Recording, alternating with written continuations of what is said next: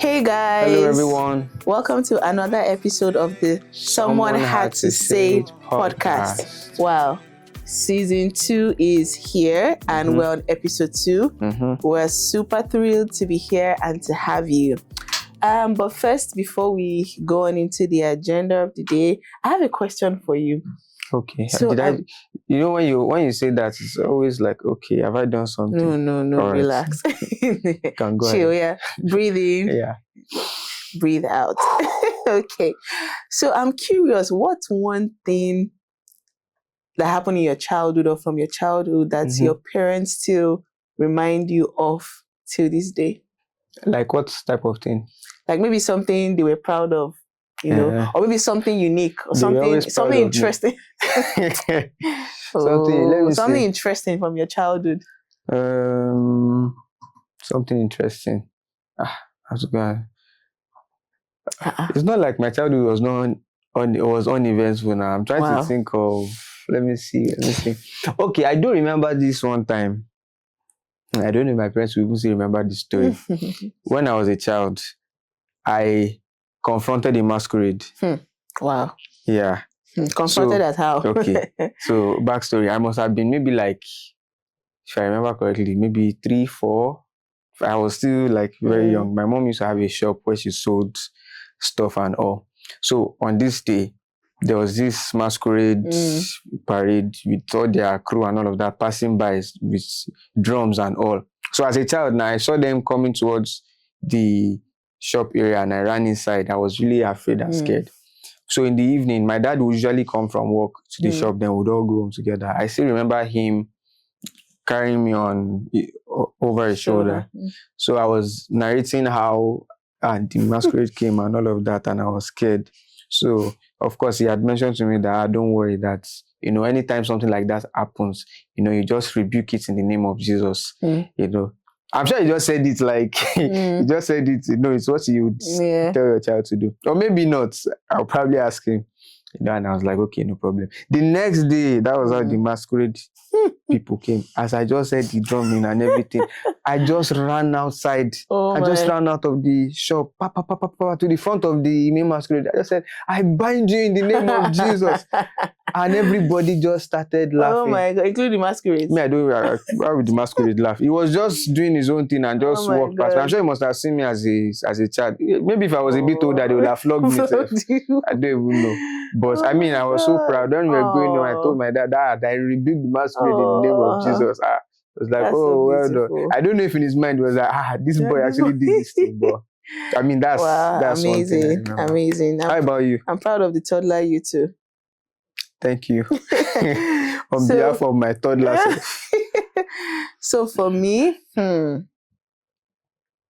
mean, I was an amazing child. If I do say so myself. Okay. But here's amazing. But here's one thing that I know my mom says a lot. I think it's the fact that I didn't used to cry as a child. I don't explain. Yeah. So like I didn't just used to cry. I was so chilled and peaceful and everybody loved me. I loved to carry me. Like it was so bad that if something was wrong with me, they wouldn't know. Yeah. Like I didn't used to cry. Did you cry when you were born? I want to believe so. I mean, apart from that, but like the normal babies just crying and whining, I didn't used to do that. And the few times that I did cry, everywhere we scatter. So you now scatter? No. People will be worried. Okay. For a child that to cry. Doesn't cry. I'm serious. Like tears will be coming down people's eyes. For real. Wow, when you cry, the word cry. I think the only person that could withstand my tears was my mom, because she'll not be like, is it that people have not seen a baby crying before? But people would be like, and oh my God. You must have been a really cute baby. Yeah. Like for this girl to cry, that means like she's in severe pain or maybe something is wrong, And of course, growing up, maybe past toddlerhood, like of course I was much younger. Then maybe in time of conflict, I'm trying to explain myself and I'm tearing up. My mom will now say, it's like all the tears. You didn't cry as a child. As a child, you are now pouring it freely now. So yeah, that's one thing my mom, always says that, I didn't cry as a child. And it's like all of it, I'm now freely. And some of us were confronting demons. Sorry, masquerade. We told in tears. Yeah. Different strokes for different toddlers. Right. Okay, so anyway, I'm not sure we introduce ourselves. So my name is Temitope Olaoluwa. You can call me T-Dogs. And my name is Olaoluwa and you can call me LA. Okay, so we move right into the tradition of a podcast. But before we get into that, please make sure, before you go on with this episode, subscribe, like, yes, share. Yes. What else is there to do? Follow us on social media. Follow us on social media and across all our platforms, right? Yeah. So let's get into it. Awesome. The red shoebox. So let's see. All right, so I'm the one doing the shaking today. Yep. All right, I think that should do. Yeah. Okay, that's fine. It's getting a little bit dramatic with it. All right. Wow. Shall we? Babe, are you ready for this one? The only way to find out is when I hear what it is. So like brace up, like are you braced up for it? Okay. Okay. So today's topic is the rise of soft men. Interesting. Emotional growth or masculine weakness. The rise of soft men. Why does that sound like a paradox? Yeah. The rise of soft men. Anyway, let's get into it. So when people say that this generation of men are soft, what do they really mean? Is it that men are more emotionally aware or men are losing their grit, the grit that we know them for? What does it even mean? Because people just throw those words around. What does it mean? First of all, I'm sure every guy would know this.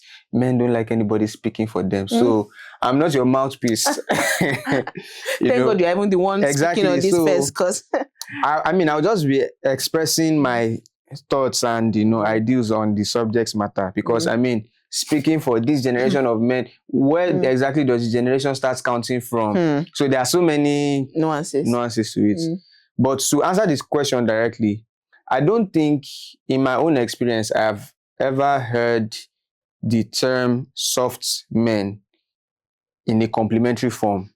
Most of the time I hear it, it's usually derogatory, like you are trying to say you are too soft. It's usually not supposed to come across as a compliment. Yeah, like it's not descriptive in an objective sense. Maybe not. Yeah, but even the use of the term, the balance is usually in a derogatory term, like you are not manning up in the conventional sense. But you're asking if it is... Like, what does it even mean?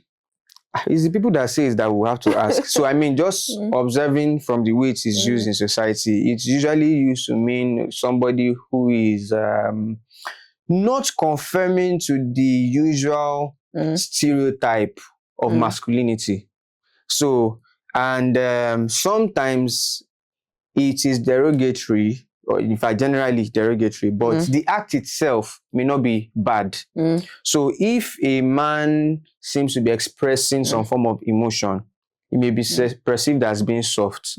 But I don't think that form of softness is a bad thing. So if anything, there are ways in which I feel like men should be softer, generally speaking, in terms of being in tune with your emotions, in terms of empowering other people, in terms of being supportive in the home and everywhere else.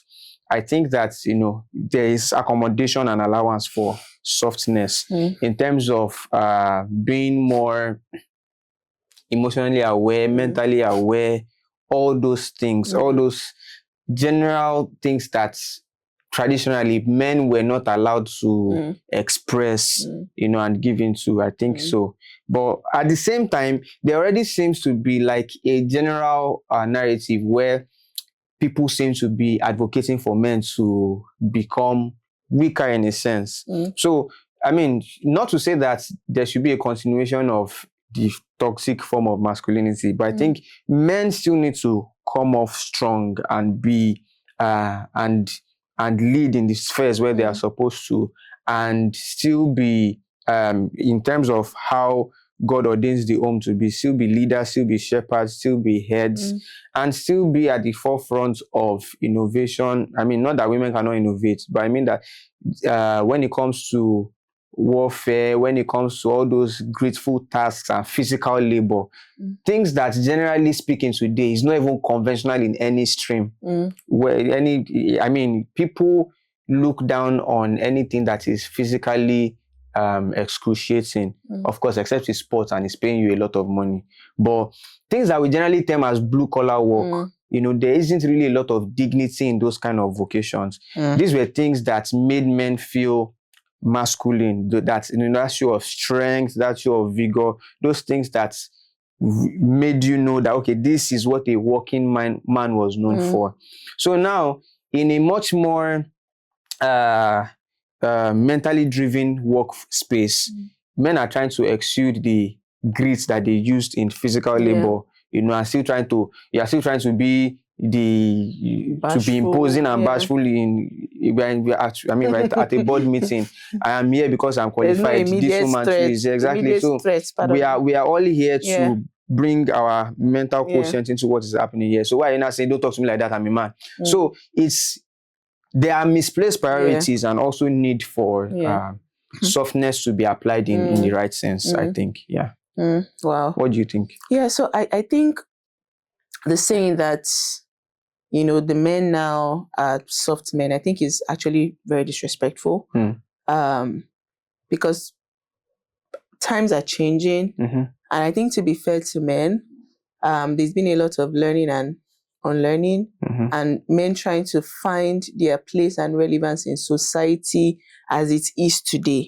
Because the tools they were given to work with and find relevance are not what you would find obtainable today, right? Because society is evolving, basically. I mean, before, the epitome of a man, of a strong man, was in financial status, was in physical strength, was in those kind of things. But today is not necessary. But you see, we should still be physically strong, though. No. What I'm saying is to address like immediate threats. It's not as it used to be. In some communities, maybe in the countryside, maybe that's the way it is, right? But not necessarily, right? Those are not like the immediate tools that you need to survive day in, day out. Like, men do not need to go out to hunt for their food today, right? So in the village, like you said. Some clients, right? So when, even in trying to strike dialogue and initiate change, the use of that word to describe a whole generation is quite disrespectful and doesn't even trigger the change that we all... too generalized. Yes, it's too generalized, right? And so I think we just need to be careful. However, are there people that we would consider soft? And it's interesting because when you say soft girl, it seems like a compliment. Do you understand? Yeah, but we need to be careful because you can actually objectively call a person soft, and you're trying to address certain characteristics that you've seen and track record and pattern. Like, you are not exhibiting spine, you are not exhibiting grit that both genders like need to exhibit, and it's interesting that maybe for the soft is still derogatory. No. So it doesn't have to be soft. The word doesn't have to be soft in the way it is used for men. So, and that's why I'm saying a person. So, for instance, there's a base level of grit and strength and persistence that is required of a person to thrive and succeed, whether you are male or female, right? And I can look at a female and say, I think you actually need to grow up, right? And same would apply to a man. So in a bid to be compassionate and understanding, I wouldn't rule out the fact that certain individuals, whether they are male or female, may actually need to grow up, and that is valid, right? True. So we won't throw the baby with the bath water. So if it can exist basically, but then to just term, the generation now, soft men. Some men are really just struggling because they're trying to find their place. The way it was 20 years ago, the landscape has changed and is evolving, you know. So that being said, do you think men unlearning toxic masculinity is weakness? Because now I'd asked that, in my initial question was that, do you think this generation, do you agree with that statement that they're soft? And on some levels, people have descriptive terms for why they call men soft. So do you think it's weakness for a man to say, you know what, this is how masculinity has been, I'm unlearning it, you know, and then because of that, they may be tagged, you know, as soft, being weak or soft. What do you think about that? I mean, there are a lot of nuances involved, but generally speaking, for the purpose of this conversation, I will tag toxic masculinity as any form of oppression that comes from a man based on his perception of his gender as superior. So that's it basically. So if I perceive that, okay, in this particular sphere, the reason why I feel you should be the one doing this is because you're a woman and I'm a man, you know, that in itself is confining towards the toxic masculinity we are speaking about. The reason why I feel I'm qualified for this and you are not is because I'm a man. So all of that stuff. So I feel like the way the world is going is opening up a lot of loopholes in gender norms. And I even feel like it would affect the home front in that there are a lot of balancing of earning capacity, of earning potential. So now your economic capability is defined by your financial might. And now the tools that give you financial access is becoming a level playing field. In fact, I would argue that it would seem like it is much more sentimental towards women in a sense, because you see a lot of women-centered initiatives in this corporate sector to ensure and enforce that there's female representation in certain categories. So it may even seem like, okay, some men are feeling underrepresented in certain levels, in certain roles, in certain, so like passively or actively, there may be some quota systems in some organizations that will say that, okay, a female must actually do all of this. There isn't a lot of evolving a man must in corporate society today, and it deviates away from the model before. And there were several factors that made the previous model adaptable and, you know, sustainable, in that the education level of women was less. Some women were not even going to school, so naturally women were supposed to just nurture, take care of the home, and that's the end of it. But with education of the girl child, with feminism movement on the right, and the bid for equality, and with work moving away from manual to intellectual, it's a balanced playing field. In manual labor, the guy has an advantage, physically speaking. He is stronger, you know, he's able to do more. So it was literally practical for a lady to say, okay, this kind of work, I can't do it. It's a man that is supposed to be doing it. But as work becomes much more intellectual, it is balanced. Everybody is even. Everybody is equal. So it then begins to question certain societal expectations, e.g., the expectation that a man must always earn more than his wife.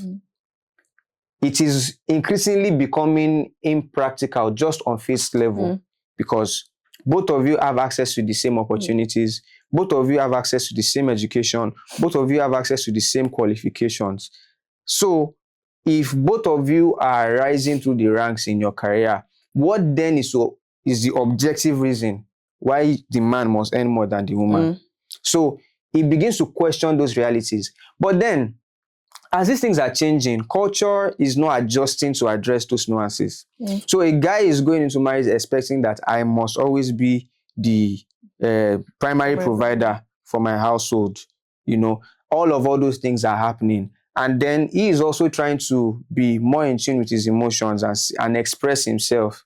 But then, comparatively, it will seem like his problems are never strong enough to equate with what a woman is going through.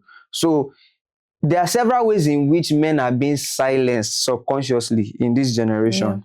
either in terms of opportunities, either in terms of expressing themselves. Several things are silencing men subconsciously, but they never would speak out. But the problem with that is that it makes men feel like the only way they can gain relevance in society is by obtaining things, is by going back to that default model where they have to conquer everybody and prove that indeed I have conquered all of this. I am the master of the system. I have conquered it all. Because to be honest with you, that is the way in which men evaluate themselves.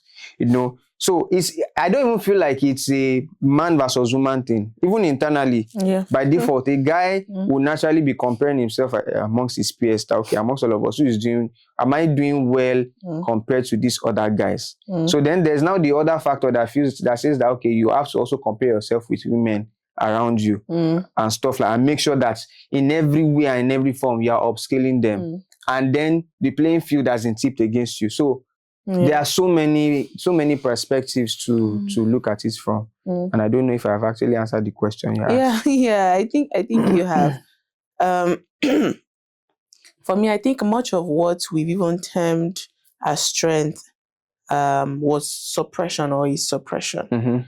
And I think we need to reframe what we think of as strength, because there are people today with all of the changes, the evolution happening, some good, some bad. Some people still maintain the fact that, look, if you are unlearning toxic masculinity, that's weakness, because they don't even see it as toxic masculinity. Because a man, I mean, do we even really understand the impact of female empowerment or sending the girl child to school?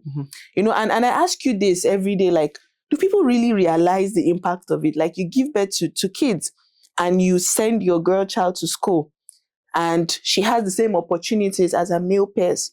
Then all of a sudden, she gets to an age bracket and you just expect that every guy would out-earn her, or everybody she decides to date or go into a relationship with will out-earn her, when from the start, they've been exposed to the same opportunities, to the same empowerment. Maybe the lady even has more in terms of empowerment, certification, formal education. I mean, there are scholarships targeted Do you understand? There are jobs targeted at ladies. So I think what hurts me the most is the covert toxic masculinity. At face value, it seems like you are for the girl child and you are for women. But in the closet, you are actually a champion for toxic masculinity. Explain. So what I mean is, so in this instance I gave, so a man can actually send his girl child to school, equip her to the maximum level.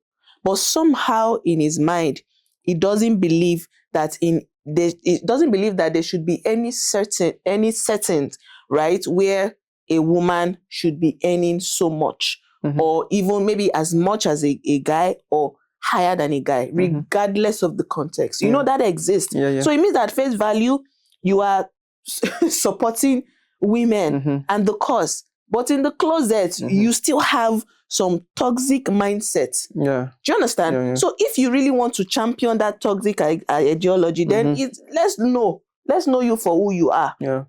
And, you know, versus having contradicting views. So I think unlearning the toxic masculinity should not be equal to weakness.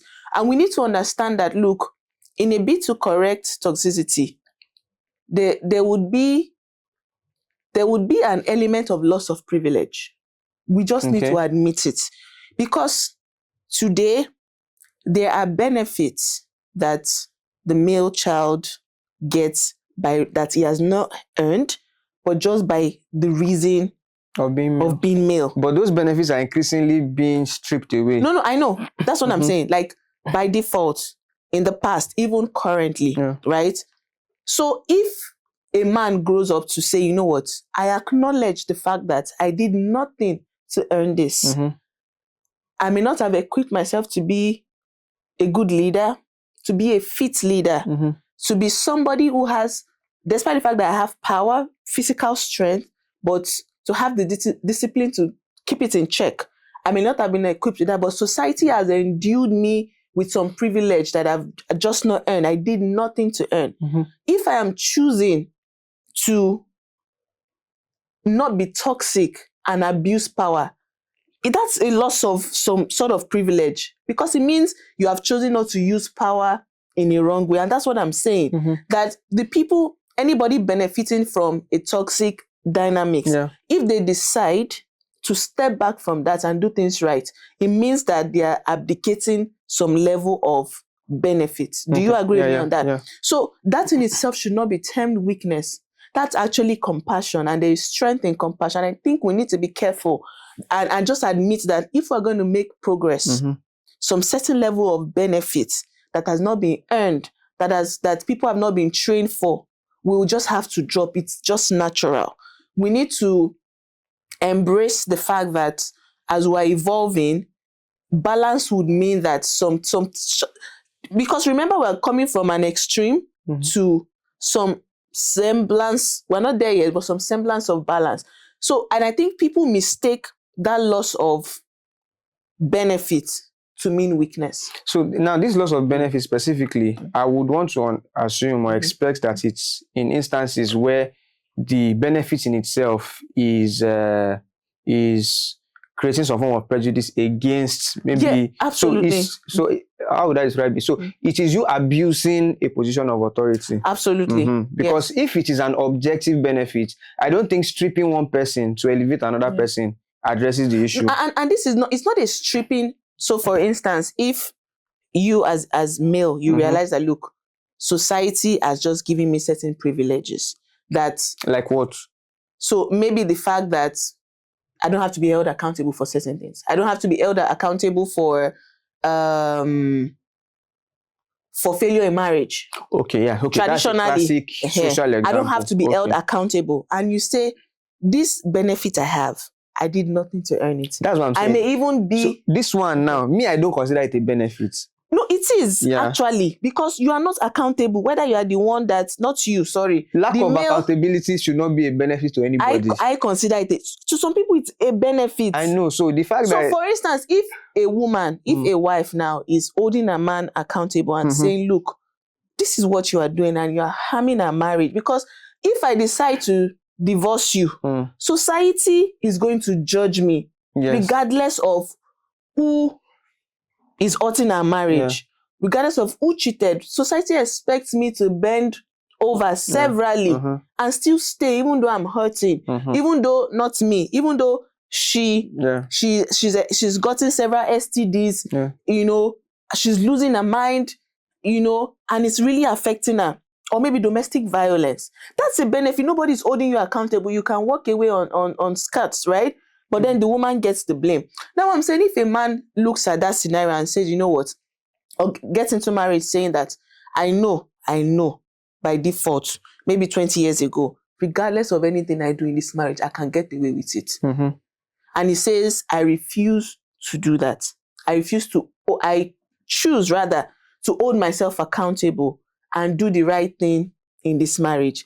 Now, that means he has decided not to use a particular power that's been conferred to him. Yeah, so this is my own slight tilt to the scenario. Okay. So that's what I was saying, that if this thing is abuse of any form, I don't see it as you receding your power. I don't even see it as empowering you. So abuse should not be a benefit. So I understand what you're saying. No, but in this instance now, where a man chooses to be accountable, to say, I did the wrong thing, you know, somebody can term that as weakness. Yes, so I'm saying, what I am saying. So, sorry, let me not him relinquishing his power. Let me land my point. That's a power, whether it is tangible or intangible. That's actually power. The ability to abuse your wife is a power. No, I'm saying that what I'm terming power in this instance, it is lack of accountability, the ability or the privilege of not being held accountable. That is power, actually. Okay. Because you can do anything with it. Okay. That is power. Okay. I believe that is power. Okay. Right? And my point is that the moment a man says, I choose not to use this power this way, another man, maybe his male friend, will say, guy, you are being weak. Okay. And we see it in movies, they will say, okay, they've prepared vegetable for you. We see those things. The mother will say, oh, what has your wife done? The father, do you understand what I'm saying? Because why are you so accountable? You know you can actually flex and nobody will hold you to, because you're a man. Okay. So that's the context I am seeing it from. That when and as a collective, both male and female, when you see a man choosing to do better, we shouldn't term it as weakness, because this is us regressing, back, yeah. basically. So that leads me to my next question. How can men thrive in a world where women are increasingly able to do things that were thought to be for only men, really? Because and I think we are at that, should I call it the transition generation, where we are having to figure things out. So I feel like a lot of men did not, in the previous generation did not give the current men the tools to thrive in this world, right? So we are at that transition phase, basically. So how should men walk around this? Yeah. So first of all, I don't even feel like that perception is whole. That so men are struggling in a society that is empowering women. I think most of the world is still led by men. So I think that narrative itself is just to balance out the distortion. But two things. I think the first way is by advocacy. That is one thing I feel women are getting right. That men should not be angry about, but should also do for themselves. Women know how to fight for their own cause, how to galvanize and try to push policies and stuff that are going to favor them. But I understand how that tilt will be, because in every social construct, when the oppressed begins to get emancipation, there's this natural expectation of silence from the previous oppressor that is supposed to last till perpetuity. Check it everywhere. Check it in race, check it in culture, check it in political ideology, everywhere. So if somebody has been oppressed for a while, after some time, they gain their voice, and they now start using their liberty move to oppress the former oppressor. So there's now that, what do they call it? Something guilt. I can't remember what when it comes to racism. White guilt. This time there's the male guilt that you're expected to feel and not advocate for yourself. And not even speak objectively. Exactly, and not be objective. No, I don't think we should buy into that propaganda, into that agenda at all. Advocate for the boy child, try to empower and instill the right values, the right culture, the right ethics in even your male children. And also let them know that they are going into a world of equality, where they have access to the same opportunities as a lady does. And they should also earn it by merit. Merit is objective. It's not looking at anybody's gender. It's not looking at everybody's. So I do actually want us to get into a phase in the world where we can actually look at certain roles and say that, okay, let it be for the best qualifying person and not have to use quota systems. Maybe it is necessary now because there's an obvious divide. But I want us to get to a point where we are comfortable that if at the end of the day, it is still only women that are in this position because they earned it by merit, so be it. If it is only men that are in this position because they earned it by merit, so be it. Where we are comfortable with the reality that merit gives us, and there is no obvious suppression of any gender in society. And now as a Christian, I don't want us to see this as when it comes to the home, I just felt the need to reiterate this part, that there's an order that God has where the household is concerned, where he calls the husband leader and he calls the wife to support. That order is not changing, it's not evolving, it's not something that is not progressive in any way or form. So, but when we talk about economic value, there's a mental faculty that God has given each and every one of us to be able to create, to be able to innovate. And as far as that is concerned, it's a level playing field. And even in your leadership in the home as a man, it's not for you to be an oppressor of your wife. It's for you to give direction. In fact, your role over your wife is to empower her to become all that God has called her to be. So if your wife is feeling suppressed because she has to bend to make you feel better, then you are not capable of handling the leadership of that home, of that person. If I need to shrink you so that I can boost myself, then I am not qualified to lead you.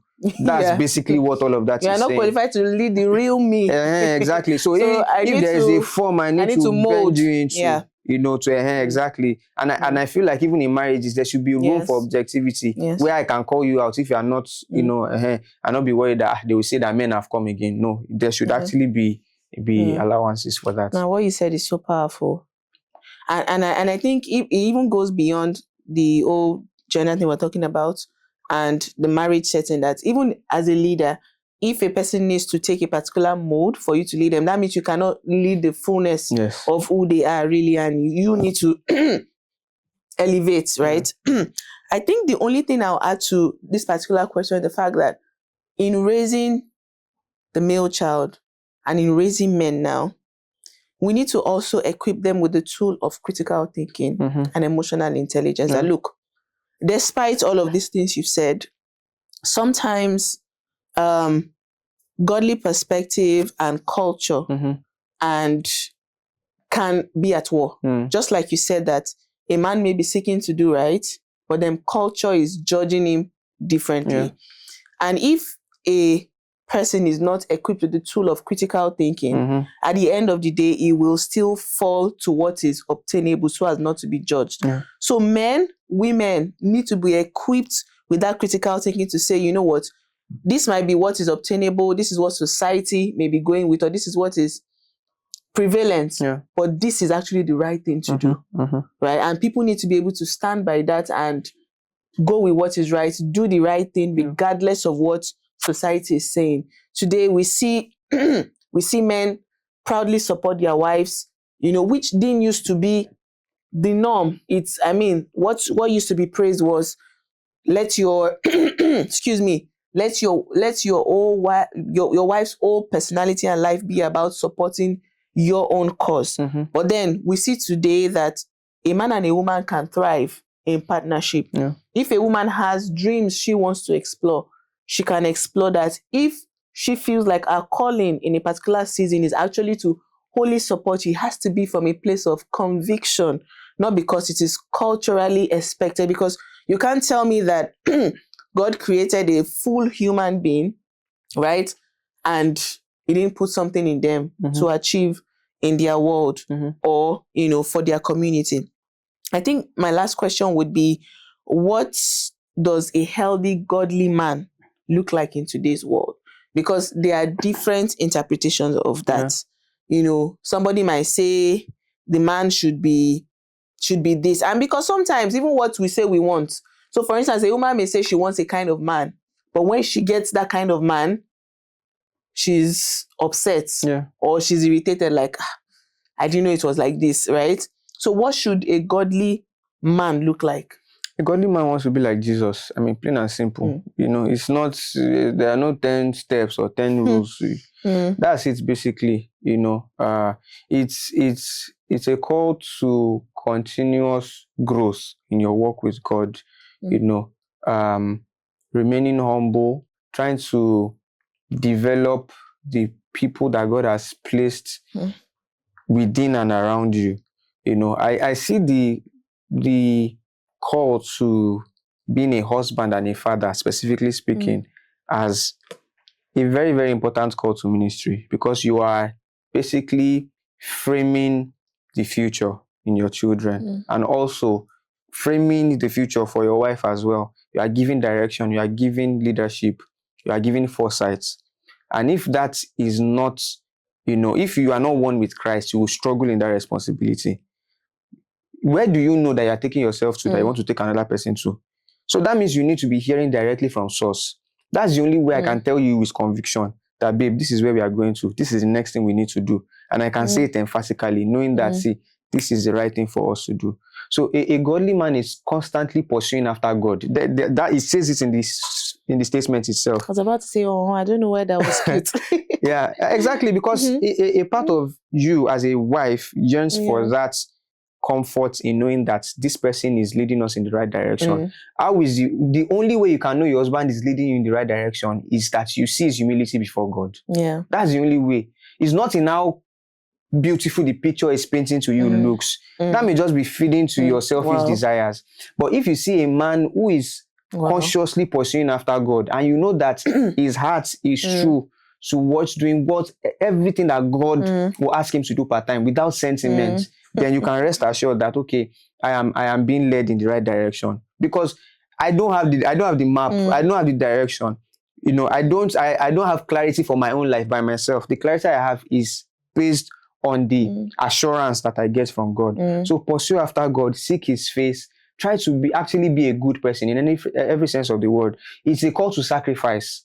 Sometimes you do things that are not convenient for yourself, you know, because you know that is what God will have you do. So it will be difficult for you to thrive as a man if you are not under God's authority, if God cannot call you to order. Because sometimes the compassion and the empathy and the relatability that you need, you cannot get it from society. It will seem selfish if you ask for it. But God is the one who can comfort you. Sometimes that you would be broken down and of course, I'm not saying you can't share your feelings with your wife. You know, some time ago, there was a famous episode on, you know, postpartum matters, you know, regarding husband and wife and stuff like that.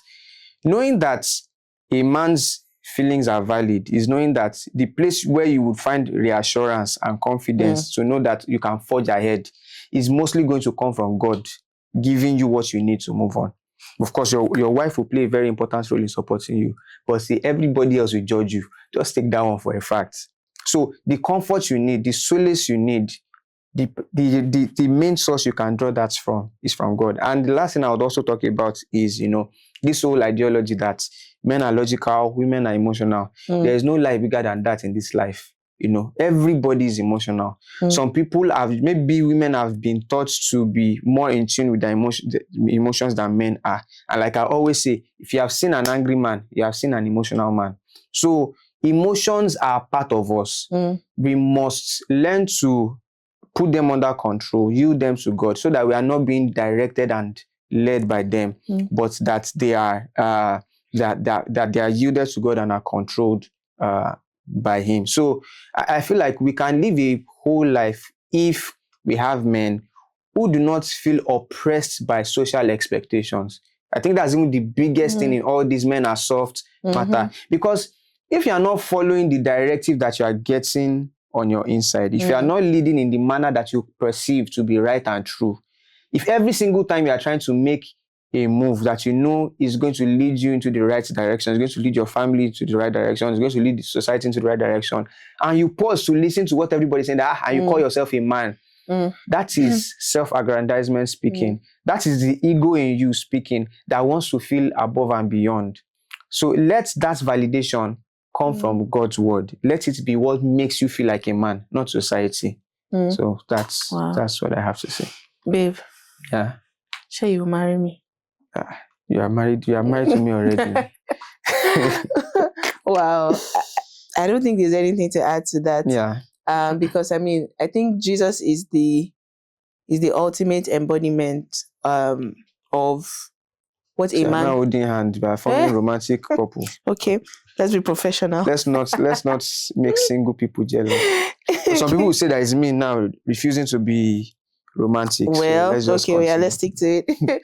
So, because I mean, Jesus wept, and it was the same Jesus that carried koboko to chase people from, that were trading in the synagogue.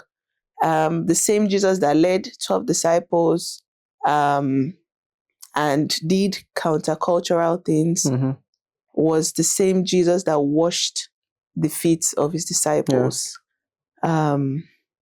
The same Jesus that is Lord of all was the same Jesus that subjected himself even to the point of death on Calvary.